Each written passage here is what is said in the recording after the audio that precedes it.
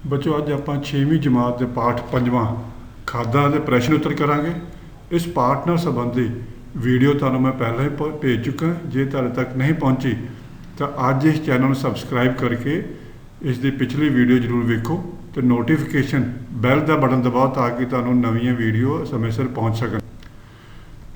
बच्चों पहले 10 प्रश्न के उत्तर आप एक या दो शब्दों च देने।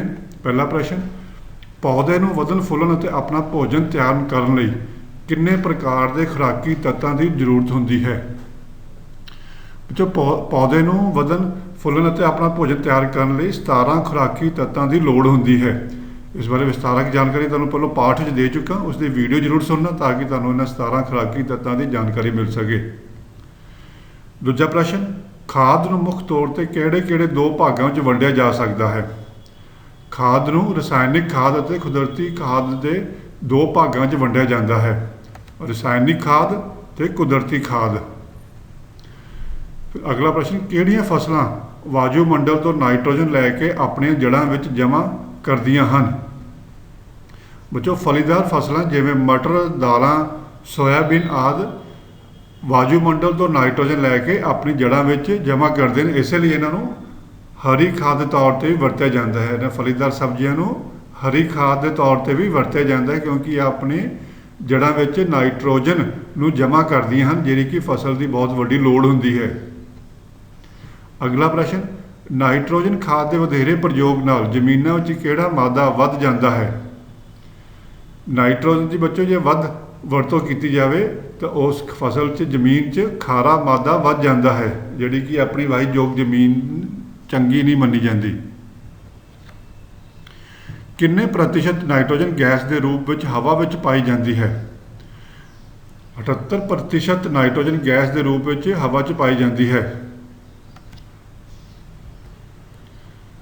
अगला प्रश्न, 100 किलोग्राम डाईअमोनियम फास्फेट खाद में किन्ने किलोग्राम फास्फोरस होंदा है। बच्चों 100 किलोग्राम डाईअमोनियम फास्फेट खाद में 46 किलोग्राम फास्फोरस होंदा है। डाया खाद जी वरते आप 100 किलो की बोरी में 46 किलोग्राम फास्फोरस होंदा है। अगला प्रश्न, फास्फोरस तत्त किहड़ी खाद में मिलता है। फास्फोरस तत्त सिंगल सुपर फास्फेट और DAP खाद में मिलता है। अगला प्रश्न, रूड़ी की 100 किलो खाद में किहड़े तत्त होंदे हन। 1 किलो यूरिया के बराबर नाइट्रोजन और 15 किलो सुपरफास के बराबर फास्फोरस रूड़ी की 100 किलो खाद में तत्त होंदे हन। बच्चों पोटाश तत्त खास करके किहड़ी फसल लई वरत्या जाता है।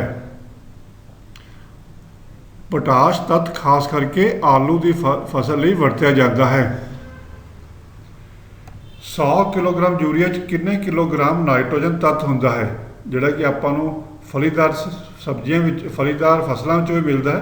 तो जे 100 किलोग्राम आप यूरिया वरते तो किन्ने किलोग्राम नाइट्रोजन होंदा है। 46 किलोग्राम नाइट्रोजन 100 किलोग्राम यूरिया की बोरी में होंदा है। बच्चों हुण अगले प्रश्नों के उत्तर एक या दो वाक्यां में देने हैं। पहला, कुदरती खादां की हुंदियां हन। वो खादां फसलों की रहंद खूंद और जीव जंतुओं के व्यर्थ पदार्थों तो बनदियां हन। कुदरती खादां जिहड़ियां फसलों की रहंद खूंद तो जीव जंतुओं के व्यर्थ पदार्थों तो बनदियां हन। रूड़ी खाद, हरी खाद आदि इसके उदाहरण हैं। हरी खाद की हुंदी है। किसी फलीदार फसल जिवें ढांचा नूं खेत में उगा के तो जदों यह हरी हुंदी है खेत में ही वाउण नूं हरी खाद कहा जाता है। फलीदार सब्जियां जिहड़ियां आपां पक्कण तो पहला हरी फसल के हुंदे ही उन्होंने वाह दिता जाता है, उन्होंने हरी खाद कहा जाता है। कुदरती खादां विच किस तरह जमीन की उपजाऊ शक्ति नूं बरकरार रखदियां हन। कुदरती खादां जमीन विच मिट्टी के कणां नूं जुड़न शक्ति और जमीन के पानी नूं संभालण की समर्था नूं वधाउंदियां हन। मिट्टी विच जैविक खाद मादा भी वधदी है तो उपजाऊ शक्ति बरकरार रहिंदी है। कुदरती खादां नाल जैविक मादा विच वाधा हुंदा ते उपजाऊ शक्ति भी उस तरह ही बनी रहिंदी है। अगला प्रश्न, किहड़ियां मुख्य रसायनिक खादां का प्रयोग वधेरे किया जाता है। बच्चों वधेरे तौर पर रसायन नाइट्रोजन वालियां, फास्फोरस वालियां, पोटाश वालियां रसायनिक खादां की वरतों हुंदी है। यूरिया खाद किवें बनाई जाती है? हवा विच 78% नाइट्रोजन गैस रूप विच हुंदी है, इस तो ही यूरिया खाद बनाई जाती है।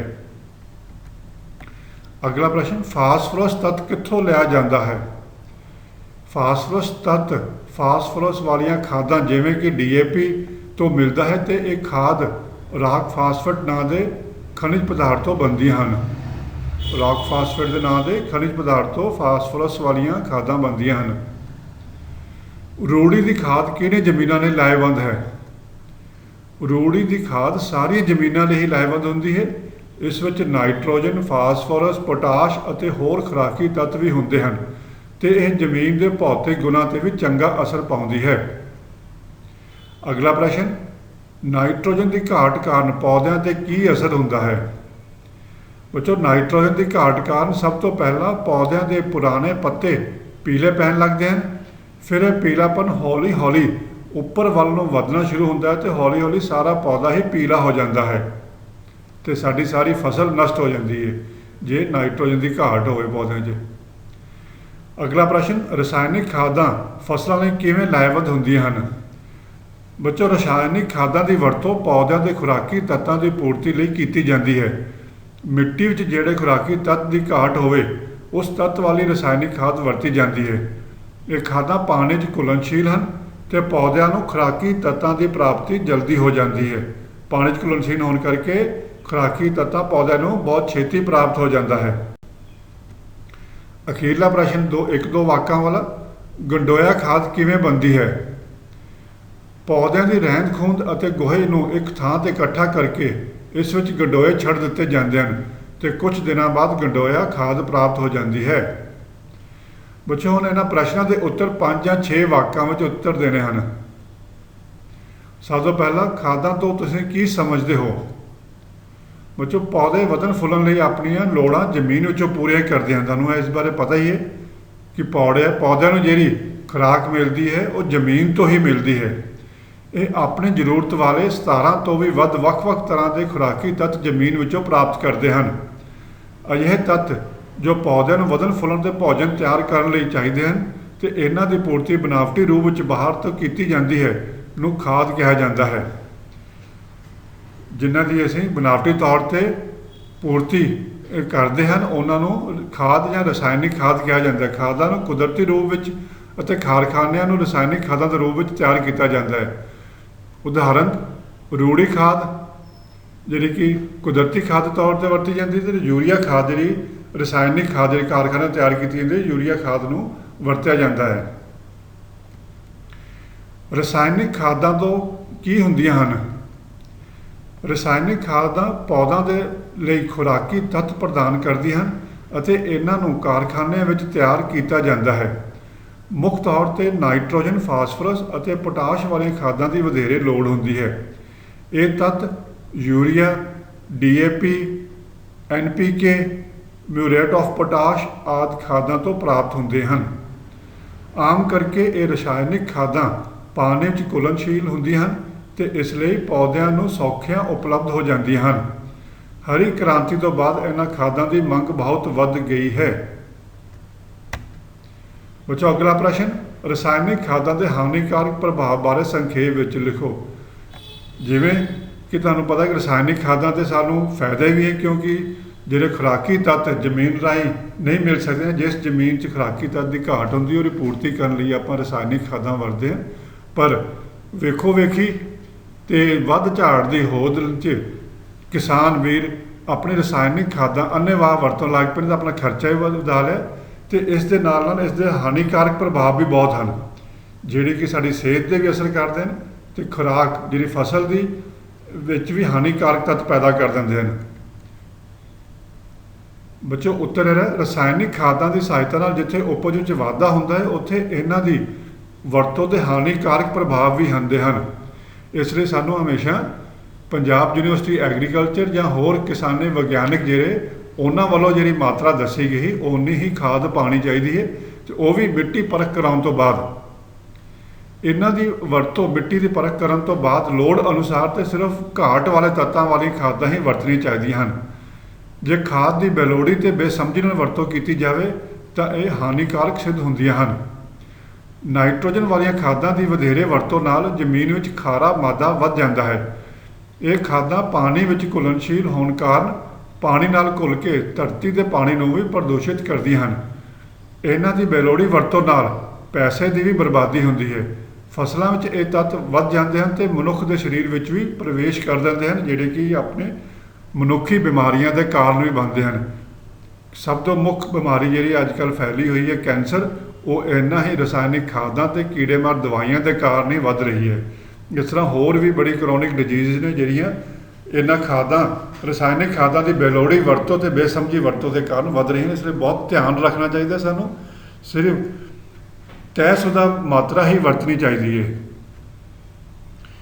ਅਗਲਾ ਪ੍ਰਸ਼ਨ, ਮਿੱਟੀ ਦੀ ਉਪਜਾਊ ਸ਼ਕਤੀ ਨੂੰ ਬਣਾਏ ਰੱਖਣ ਲਈ ਸਾਨੂੰ ਕੀ ਕਰਨਾ ਚਾਹੀਦਾ ਹੈ? ਮਿੱਟੀ ਦੀ ਭੂਮਿਕਾ ਫਸਲ ਉਗਣ ਵਿੱਚ ਬਹੁਤ ਮਹੱਤਵਪੂਰਨ ਅਤੇ ਸਭ ਤੋਂ ਵੱਧ ਹੈ। ਜੇ ਮਿੱਟੀ ਦੀ ਉਪਜਾਊ ਸ਼ਕਤੀ ਵੱਧ ਹੋਵੇਗੀ ਤਾਂ ਹੀ ਫਸਲ ਵਧੀਆ ਹੋਵੇਗੀ ਅਤੇ ਝਾੜ ਵੀ ਵੱਧ ਮਿਲੇਗਾ। ਇੱਕੋ ਖੇਤ ਵਿੱਚ ਵਾਰ-ਵਾਰ ਇੱਕੋ ਤਰ੍ਹਾਂ ਦੀਆਂ ਫਸਲਾਂ ਪ੍ਰਾਪਤ ਕਰਨ ਨਾਲ ਇਸ ਦੀ ਉਪਜਾਊ ਸ਼ਕਤੀ ਘਟ ਜਾਂਦੀ ਹੈ। ਇਸ ਉਪਜਾਊ ਸ਼ਕਤੀ ਨੂੰ ਬਰਕਰਾਰ ਰੱਖਣ ਲਈ ਖੇਤ ਵਿੱਚ ਫਸਲ ਚੱਕਰ ਬਦਲਦੇ ਰਹਿਣਾ ਚਾਹੀਦਾ ਹੈ। ਖੇਤ ਵਿੱਚ ਮਲੜ ਦੀ ਮਾਤਰਾ ਵਧਾਉਣ ਲਈ ਰੂੜੀ ਖਾਦ, ਗੰਡੋਇਆਂ ਦੀ ਖਾਦ ਆਦਿ ਦੀ ਵਰਤੋਂ ਕਰਨੀ ਚਾਹੀਦੀ ਹੈ ਅਤੇ ਰਸਾਇਣਿਕ ਖਾਦਾਂ ਦੀ ਵਰਤੋਂ ਮਿੱਟੀ ਦੀ ਪਰਖ ਤੋਂ ਬਾਅਦ ਤੱਤਾਂ ਦੀ ਘਾਟ ਅਨੁਸਾਰ ਅਤੇ ਲੋੜੀਂਦੀ ਮਾਤਰਾ ਵਿੱਚ ਹੀ ਕਰਨੀ ਚਾਹੀਦੀ ਹੈ।